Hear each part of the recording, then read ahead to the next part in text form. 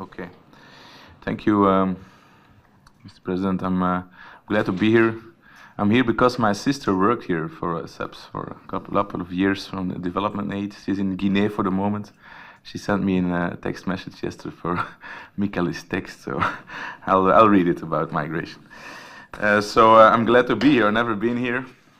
We went lunching sometimes here. There's some restaurants very near, but I never went to the CEPS headquarters. Okay, ladies and gentlemen, I have some other things to say. I heard that there is no real crisis in the EU. As a policy maker, as a man on the position of migration in a destination country, not a transit country like Italy, but a destination country like Belgium, I can say that I'm not totally agreeing with the precedent speaker. I think there was a big crisis. European Union almost collapsed on it. Brexit was one of the reasons, was migration. I'm totally sure of it. And I think the extreme right gain in all the elections we saw. I'm very glad that they didn't win in the Netherlands. I'm very glad they didn't win in France. I'm very glad they didn't win in Austria, but they had a lot of votes. And extreme right is really on the win. So one of the big reasons is the refugee and the migration crisis of 2015.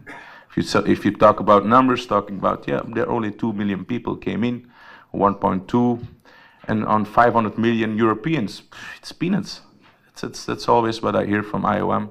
Sorry, it's not 2 million people coming in, divided in 500 million people. They came in 4 or 5 countries.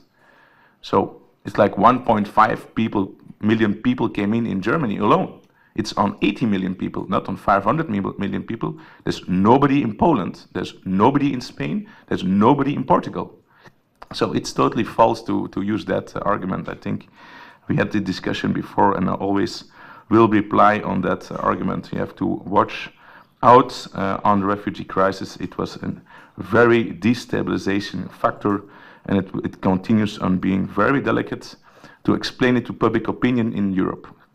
I think that in Belgium we did a good management. We gave everybody a bed, a bread, and a bath. Even in the cold winter months of 2015-2016, we managed to get that crisis under control.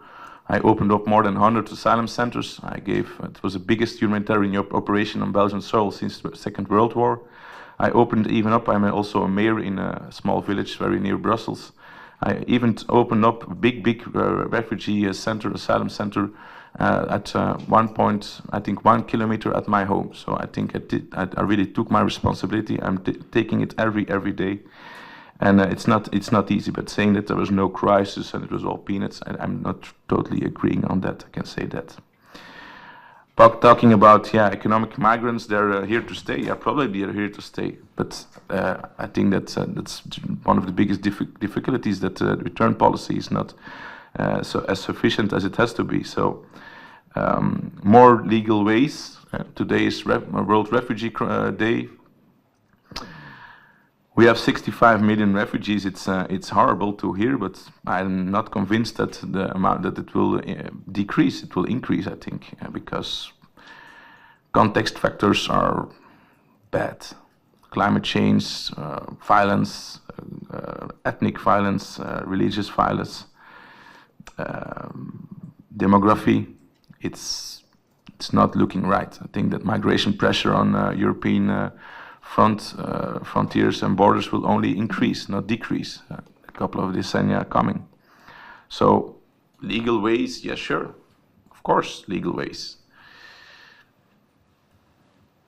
Of course, no boats, no illegal smuggling. Let them come by illegal ways, by legal ways, by humanitarian visa. I give every year 5 times more humanitarian visa than the government before, and it was a socialist government. So I don't have to take lessons from nobody. Absolutely legal ways. Let's do that humanitarian visa. But then the other hand, we have to say also to Nigerians wanting to take a boat in Libya, sorry, you will not make Europe your country, your home. because they arrive in Italy when there's a hotspot. Maybe there's not. Maybe they're registered, maybe not. Nobody knows. Then they come through. They try to come through the west or the north of Europe. They try to ask asylum. Maybe they do, maybe they not, because they know when they come from Nigeria that small chance of recognition on the conditions of the Convention of Geneva. So probably they even don't claim for asylum because they know that they won't get it. And then they're not here to go back. They want to stay here. All the family paid a lot of thousands of euros to come. Just it's a project, so they're trying to get here. And I'm not buying it. 5,000 people dying on the Mediterranean last year. It's a disgrace for European values, for European humanity. We have to stop illegal smuggling by doing more legal migration, take them in, do more resettlement with IOM, with the UNHCR. Absolutely. Absolutely. And also the most vulnerable, because who's coming now? 80% male, strong male. Where are the women with the children? In the camps. Where are the elder? In the camps. They don't come because they can't. They're not fit. They don't even get to Libya. They die in the Sahel. Because that's a dark number of people dying. Eh? So this model is totally inhumane. Totally inhumane. We have to stop it immediately. And if we don't get, and I know the word is ugly, I will say not pushback, I will say immediate return, because pushback is a really sensitive word in European politics. Then we do takebacks. That's what Italy is now organizing with Libya Coast Guard. It's not pushback, it's takeback. It's actually the same, but it's congruent with European law. It's a bit hypocrite, no? But okay. Start to work. So that it has to stop. Illegal asking asylum after illegal trespassing Europe, it has to stop. Entering Europe, it has to stop. Only relocation. For me, it will be very humanitarian. We can do a lot of 100,000 each year, no problem. And we do a quota. And I'm not agreeing with Visegrad countries neither, that they don't want to be solidary with us. Because we are very solidary with them on the financial basis. I was in Budapest I was in Warsaw a couple of weeks ago. I told my Polish colleague, we have a good relationship because on some points we think the same, but I'm not agreeing that when they're in problems and they want to join European Union, they get a lot of subsidies, a lot of money from the West and the rich countries. And one day we're in trouble, we have real difficulties because we can't manage all the people coming in. And then they say, no, we don't take nobody. No Muslims. I'm not agreeing. Huh? That's not correct. Huh? Sorry. That's not solidarity. One way solidarity is no solidarity. Sorry. So I'm not buying that either. But that was not my speech. I have a speech, so I'm gonna read the speech. Ladies and gentlemen, as stated in the invitation, labor, migration and mobility are central to the social, economic and political development of Europe. Due to the closure of the Balkan route and the EU-Turkey deal, the migration crisis has for now largely subsided. A humanitarian tragedy continues to occur along the Libyan coastline, but I am confident that resolute action will be undertaken by the European Union in the months and years to come. I hope that Germany will, and Italy and France. Belgium will support. Indeed, the time has now come for European policymakers to start thinking beyond the migration crisis and to contemplate on future governance of migration in Europe. This panel discussion has been made possible in part thanks to the support of US State Department. Allow me therefore to highlight the American case in this regard. The United States has been a successful nation of immigrants since its conception on the 4th of July of the year 1776. Throughout its history, the US has looked upon immigration as a means of strengthening the nation's economy and culture. But it has done so in an organized manner. Indeed, migration is like water to a country. When handled with care and when organized well by the receiving states, immigration serves as irrigation, yielding ever-increasing gains in terms of economy and culture. When left to its own dynamics, unchecked by the receiving state, migration has the capacity to engulf that state like a flood. And in so doing, harm its economic and social fabric. Over the last decades, Europe has become a continent of immigrants. Of all citizens actually residing in Belgium, to name but one example, 20% are foreign-born. That percentage is higher than the number of foreign-borns in the United States. It's 13%. So we are more an immigration country than the United States of America. Yet the European mind has not yet fully grasped this new context, let alone European politics. European Union is now composed of various nations of immigrants, and it is about time we develop common strategies to get the maximum out of it.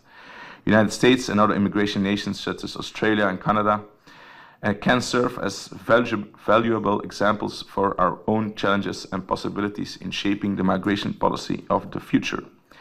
Time is, alas, very limited, so I want to focus my speech on one particular issue that is of the highest political importance, the economic impact of immigration with regard to the sustainability of the European social security systems. The decades ahead will witness a great boom of pension costs in virtually all member states. In order to cope with this challenge, it is vital to achieve a high labor participation rate amongst able-bodied citizens, be they natives or immigrants alike. That's also what the other speaker said. To achieve this goal, the EU has put the target for labor participation for the age group of 20 to 65 years on 75% by the year 2020. Migration can and should play a crucial role in this regard. The American example shows us that it is indeed impossible to boost the general labor participation rate by means of immigration. In the United States, the labor participation of foreign-borns is higher, 2.5% higher, than that of people born inside the United States. Alas, the labor participation rates of foreign-born citizens in Europe falls short of expectations. Of foreign-borns living in Belgium, barely half is working, 52% versus 63.8% for native-borns. Quite remarkably, all traditional social democracies in Europe perform horribly bad in this regard. Also in well-developed social democracies such as Finland and Denmark, labor participation rate of foreign-borns falls 10% short of that of native-borns. In Sweden, a nation perceived by many to be the ultimate model of social democracy, it lags behind 14% even. These figures include intra-European immigration. If one would only take extra-European immigration into account, the labor participation rate would be even a lot lower. Reasons are manifold, but one thing seems clear. The non-committal nature of our welfare systems hampers labor participation of immigrants. In so doing, immigration has become more of a burden to European social security systems instead of a means to help financing the social challenges of tomorrow. But welfare systems as such fail to explain the huge divergence between labor participation of immigrants and native-borns in Europe when compared to the United States, Canada, or Australia. Also, the composition and organization of immigration itself plays a decisive role in determining the labor participation rate of immigrants. European immigration from third countries is dominated by the so-called passive immigration channels such as family reunification and asylum migration. Many, if not to say a big majority of these immigrants are poorly skilled and as such very hard to integrate in Europe's increasingly demanding labor markets. Migration of skilled migrants with labor visas remains a marginal phenomenon in Europe. In Belgium, skilled labor immigration is valid for only 10% of total immigration from third countries. Only 10%. It is horrible. In France, the number stands at a mere 8%. In the Netherlands, it's 20%. In Germany, it's 14%. In contrast, a modern immigration nation such as Canada retrieves a staggering 63% of all immigration via a well-organized and highly selective system of labor immigration. Ladies and gentlemen, in regard to the huge challenges that lay ahead in terms of financing the increasing cost of pensions, European nations should look and listen to how the nations of the New World, in particular Canada, regulate and organize their immigration. Europe currently does not organize immigration. Europe just passively accepts immigration. It is time to change tactics and activate immigration to our shores in order to turn it into a tool for economic growth. This entails a reduction in passive immigration and a boost of highly skilled labor immigration to the European Union. Let me say, finally, I will say, I know I'm taking a lot of your time, Mr. Chair, but let me say just one thing.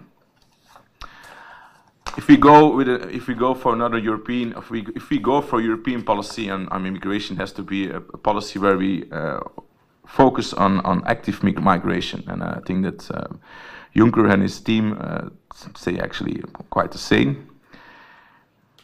The comparison with Canada is not always right. And I was in the United Nations annual meeting in September last year, and it was on the refugee crisis. That was central team, and I was talking with it was a panel like this, and a lot of people, a lot of ministers of all the world, and there was the Canadian Minister of Foreign Affairs speaking out on refugees welcome and on how they're doing relocation and how well they're organized their immigration. And it was stronger than myself, so I asked, I wanted to say something, and I said, yeah, it's very easy to be Canada. It's very easy to be Justin Trudeau and to say refugees welcome. It's very easy when you're located geographically on this planet, on the location that Canada is located. For Europe, it is quite difficult. It's more difficult. Nobody will try to take a boat to go to Canada. Nobody. We're so near Africa. We're so near the Middle East. We're so near Asia. And that means that how hard you can control your border, you will never make Europe a fortress, even when you want to. Because there will always be a lot of people coming to Europe, because geographically we're just so close. And Canada will just say, we just fly them in, and then we wait at the airport and we say refugees welcome. And because we can just decide, we take 100, we take 1,000, we take 5,000, we take 100,000. It's a decision of Canadian government. I cannot decide how many asylum seekers I have every day in Brussels at a 8:15 when the guichet is opening, asylum guichet. Here, at 200 meters from here. I cannot decide. It's not my border. So it's a very important nuance also to the story I tell. Yeah, I'm nuancing my own story. Like we have to copy paste Canada. Yeah, of course we have to try it, but there will always be like a very big marsh of failure in every model, because we're very, very near a lot of people trying to migrate to Europe, and it is always a different system. Thank you.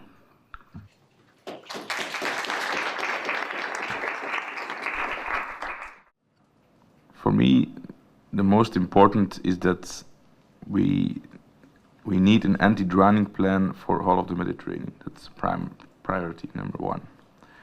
We did it for the Aegean. Nobody's drowning in the Aegean anymore because they don't try to come. Small numbers. And we need the same for Libya. Is it EU-Tunisia agreement? Is it trying to fix out something in Libya with the Coast Guard?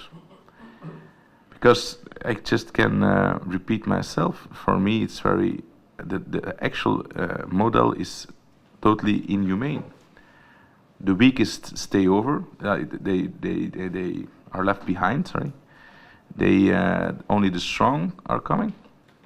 A lot of people drowning, and we're just sponsoring international crime organizations who are doing this smuggling every day, and it's not we cannot be naive. There are Interpol reports telling very clearly that there's big crime firms behind all the smuggling operations, and there's a lot of money going on, and the richer they get, the more sophisticated material they buy to try to reach European shores.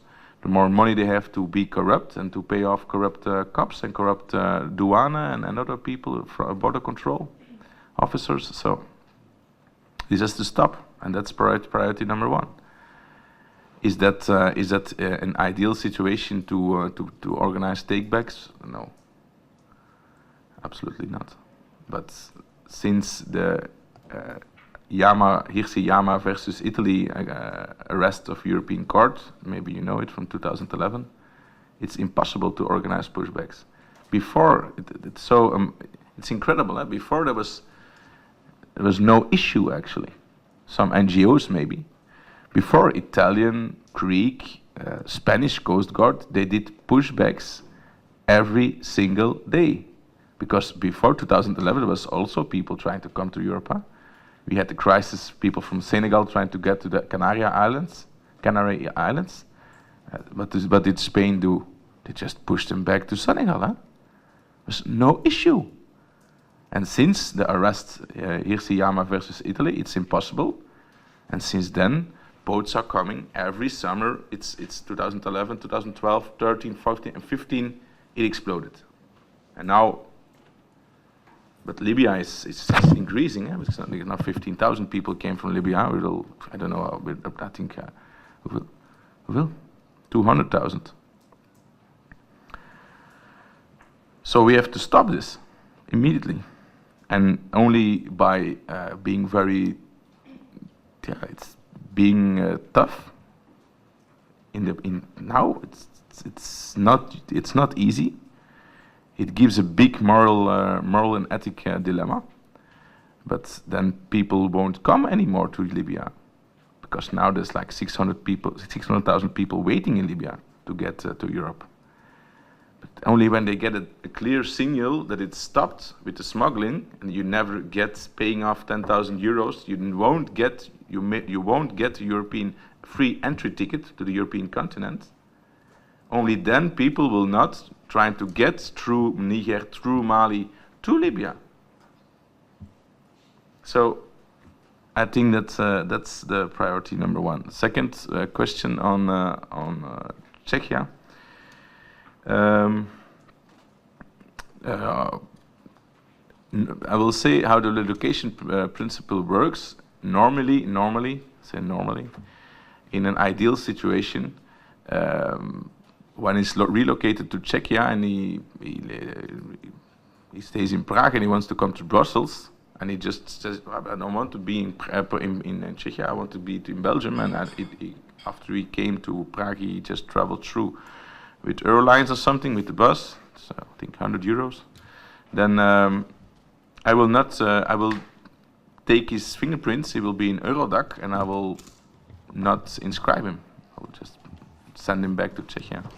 He will not be, he can come and visit Atomium and Manneke Pis with a lot of gratitude, I hope he will, but he will not be inscribed in our how to say, Rijksregister, our register, national register. Yeah. So he kan zich niet vestigen. He cannot settle in Belgium. He can visit Belgium, but cannot settle Belgium. So normally, it's like my friend said, the same. It works. In theory, it will work. But for example, Portugal, Portugal is very open-minded. They're totally engaged to do a lot of relocation. The minister of Portugal worked for refugees work always, and she's very refugees welcome minded, and I'm totally respecting that, absolutely. And she wanted to do a lot of relocation, but there's almost no people wanted to go to Portugal, and when they come to Portugal, a lot of them just disappear and finally end up in Germany. So sometimes it's frustrating when you're really of good intent. Czechia is not of good intent, but there are a lot of other examples.